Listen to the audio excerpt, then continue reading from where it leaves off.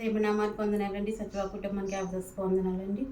మరి అయ్యగారు చేసిన ప్రార్థన వల్ల మా యొక్క క్యాన్సర్ నుంచి మరి విముక్తి కలిగిందండి. అలా చచ్చిపోద్ది అనుకున్నామండి. అందరూ స్వతలు కూడా వచ్చారండి. ఫస్ట్ ఆ క్యాన్సర్ వచ్చినప్పుడు అయ్యగారికి ఫోన్ చేశానండి. అయ్యగారికి మెసేజ్ పెట్టానండి. అయ్యగారు రిప్లై ఇచ్చారు. తర్వాత అండి శనాలు కూడా బాధపడ్డేదండి. విపరీతమైన కడుపులో నొప్పితో డాక్టర్లు ఏమన్నారండి, చచ్చిపోతుందమ్మా, ఇంకా ఎవరైనా చుట్టాలు వచ్చి చూసి వెళ్ళిపోమని చెప్పారండి. ఇంకా అందరూ వచ్చేసారండి, చూసారు, చేశారు, అందరూ అయిపోయిందండి. నేను ఒకటి అనుకున్నానండి, నాకు నమ్ముకున్న దేవుడు నా ఎక్కను బ్రతికింతాడు. నా ఎక్క అయితే దేవుడు నమ్ముకోదండి. అయ్యగారిని పంపిందానన్నా ఇంటికి వద్దన్నది. వద్దు, నేను చచ్చిపోతే దేవుడు బతికింది, నా దేవుడు బతికించడం అంది.